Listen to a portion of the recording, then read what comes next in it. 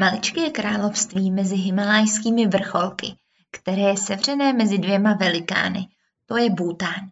Neuvěřitelná země, která se světu otevřela až v roce 1974 a kde údajně žijí ti nejšťastnější lidé na světě. Země malých buddhistických mnichů v karmínových hábitech, buddhistických klášterů na svazích Himalají a přátelských úsměvů.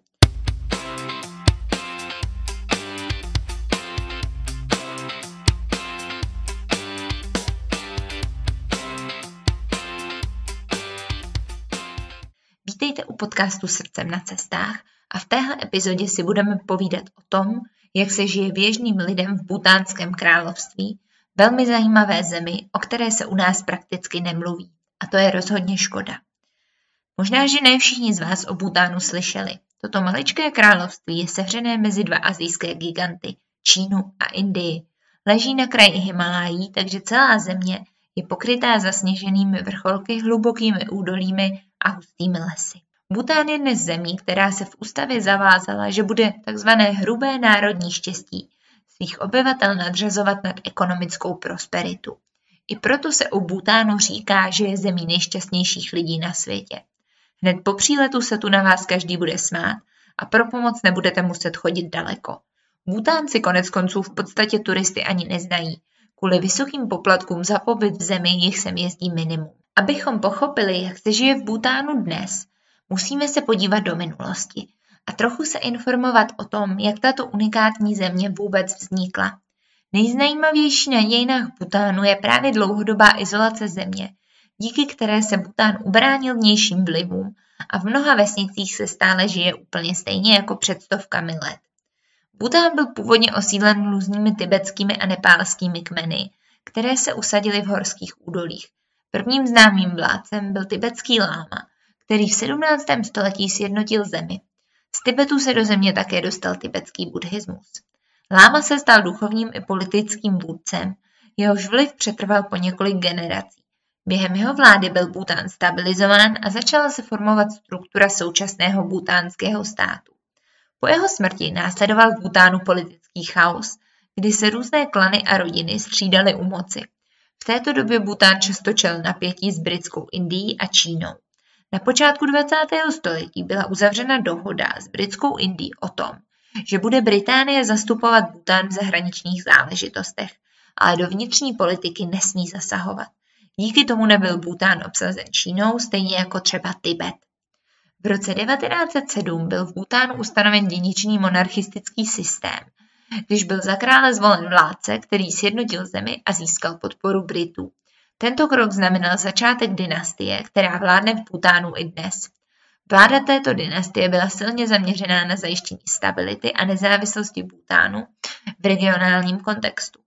Po nezávislosti Indie na britském impériu v roce 1947 se Bhútán stal de facto samostatným státem, i když nadále udržoval úzké vztahy právě s Británií, která byla nahrazena Indií jako dominantní mocností v regionu. V roce 1953 byla zřízena Národní rada, což znamenalo začátek modernizace. V roce 1972 se potom vlády ujal nový král, který byl klíčovým hráčem v přechodu země k modernizaci. V roce 1998 tento král vydal nařízení, ve kterém omezuje své pravomoci ve prospěch vlády. Poté abdikoval ve prospěch svého syna, ten vládne v Bhútánu dodnes, a jako první bhútánský král se zřekl mnohoženství. Toho roku se také uskutečnily první parlamentní volby v historii země, jimiž byl dovršen proces pozvolné demokratizace. Cizinci nesměli do země vstupovat až do roku 1974, kdy první západní návštěvníci začali přinášet zprávy z Bhútánu. I dnes se ale do země dostane jen minimum návštěvníků. Jedním z důvodů je špatná dopravní dostupnost. Do Bhútánu nelétají lety z Evropy nebo Ameriky a také přísná kvóta pro počet návštěvníků a vysoký poplatek za den pobytu. Dnes je Bhútán moderní a demokratickou zemí, které se daří o něco lépe než ostatním zemím v regionu. Hlavním ukazatelem je v zemi hrubé domácí štěstí, které zohledňuje několik faktorů. Patří mezi ně například duševní pohoda, ochrana životního prostředí nebo rozvoj kultury. Hrubé domácí štěstí sice upřednostňují před hrubým domácím produktem, ale i ten je o 1/3 vyšší než v sousední Indii. A jak se v této buddhistické zemi doopravdy žije? Běžní Bhútánci jsou velmi věřící a také velmi konzervativní. Běžně se nosí tradiční oblečení, při pohybu na oficiálních místech, jako jsou třeba úřady, je dokonce povinné. Každodenní součástí bhútánského života jsou náboženské ceremonie a život v souladu s buddhismem. Tradice, jako je obdarovávání mnichů nebo účast na festivalech, jsou nedílnou součástí každého dne. Běžná je také výchova mladých chlapců v klášterech, kde se po nějakou dobu chovají jako mniši. Velký význam má také rodina, do které spadají i vzdálenější příbuzní. Mnoho generací obvykle žije pod jednou střechou a sdílejí běžný život. Mezi lidmi panuje silný smysl pro komunitu a vzájemnou pomoc. 2/3 domácností stále žijí na venkově a v žádné bhútánské domácnosti nemůže chybět rýžovar. Rýže je koneckonců základem veškeré bhútánské stravy. Vzdělávání v Bhútánu je zdarma a mělo by být dostupné pro všechny děti, ale v horských vesnicích je realita bohužel mnohdy jiná. V Bhútánu začíná den brzy, obvykle mezi 5. a 6. hodinou ráno. Pro většinu obyvatel je ranní část dne spojená s náboženskými a duchovními praktikami. Mnozí Bhútánci začínají svůj den meditací nebo modlitbou. V domácnostech je běžné, že si lidé kleknou před buddhistickými oltáři a věnují se modlitbám, které mají za cíl přinést štěstí a ochranu pro celou rodinu. Po duchovním začátku dne následuje snídaně. Typická snídaně v Bhútánu může zahrnovat tradiční jídlo připravené z rýže, zeleniny, masa a koření. V horských oblastech může být běžnou součástí snídaně také tzv. Campa, což je jídlo z ječmenné mouky smíchané s máslem a čajem. Po snídani většina Bhútánců pokračuje do práce nebo do školy. Ve venkovských oblastech, kde mnoho lidí pracuje v zemědělství, je běžné, že se vydávají na pole, aby se věnovali zejména pěstování rýže. Práce na farmě začíná velmi brzo ráno, a to nejenom kvůli klimatu, ale i kvůli kulturnímu zvyku brzkého vstávání. Někteří lidé mohou pracovat také v dílně doma, kde se věnují řemeslné výrobě nebo třeba tkají textilie. Ve městech, jako je hlavní město Thimphu, začíná pracovní den standardně, jak jsme zvyklí u nás. Lidé pracují v kancelářích, obchodech nebo zdravotnických zařízeních. Ve městských oblastech je běžné, že lidi využívají městskou dopravu, zatímco v těch venkovských se nejčastěji pohybují pěšky nebo používají zvířata, případně kola a skútry. Oběd je často rodinným a komunitním jídlem. V tradičních domácnostech na venkově se často sejde více generací, což posiluje rodinné vazby a podporuje sdílení času. K obědu je typické jídlo, které zahrnuje pikantní pokrm z papriky a sýra. Nejčastější je rýže, ale může být doplněná třeba i o vepřové maso s kořením a zeleninou. Během odpoledne si lidé často najdou chvíli na návštěvu příbuzných nebo sousedů, což je důležitá součást života v Bhútánu.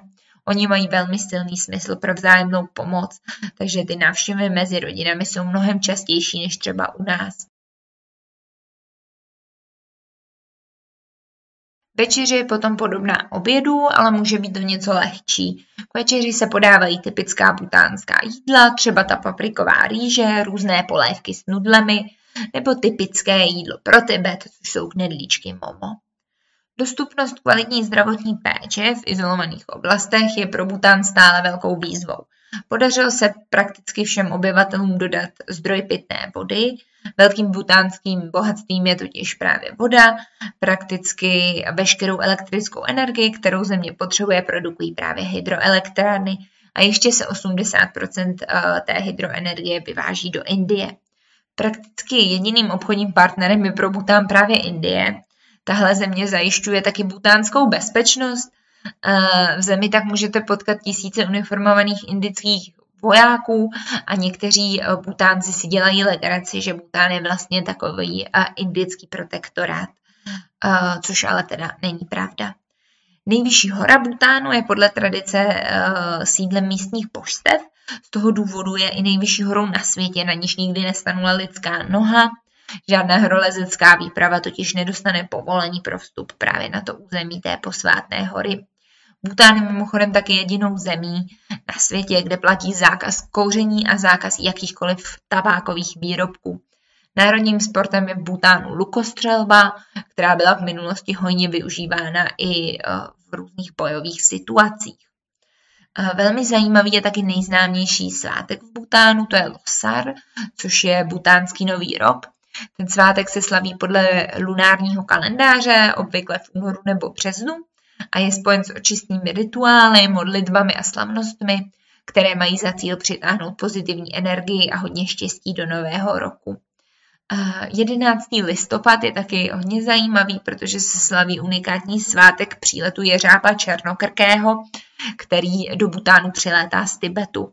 Tento druh jeřába je jediným alpským jeřábem a v Bhútánu ho považují za posvátného, takže místní obyvatelé oslavují ten jeho přílet prostřednictvím lidových tanců a písní v maskách. Tady to je jeden ze svátků, za kterým do Bhútánu nejčastěji jezdí turisté. Život v Bhútánu je jakousi kombinací moderního přístupu v podobě ochrany životního prostředí, snahy dostupnit vzdělání a zdravotní péči pro všechny a demokracie s tradičními hodnotami a náboženstvím. Bhútánci kladou velký důraz na minulost a tradice, ale zároveň je pro ně důležité blaho obyvatel a budoucnost této země, které se přezdívá země hřmícího draka. Tohle byl díl o tom, jak se žije v Bhútánu. Myslíte si, že bychom si měli z této himalajské země vzít něčem příklad? Určitě mi napište, co si o Bhútánu myslíte a jestli byste tuto fascinující země někdy rádi navštívili. Díky moc, že jste poslouchali a uslyšíme se zase příště u další epizody podcastu Srdcem na cestách o zajímavostech ze světa kolem nás. V případě, že máte téma, o kterém byste chtěli poslouchat další podcast, určitě mi ho napište, ráda ho zpracuju. Pokud vás tahle epizoda bavila, určitě nezapomeňte podcast sledovat na své oblíbené platformě.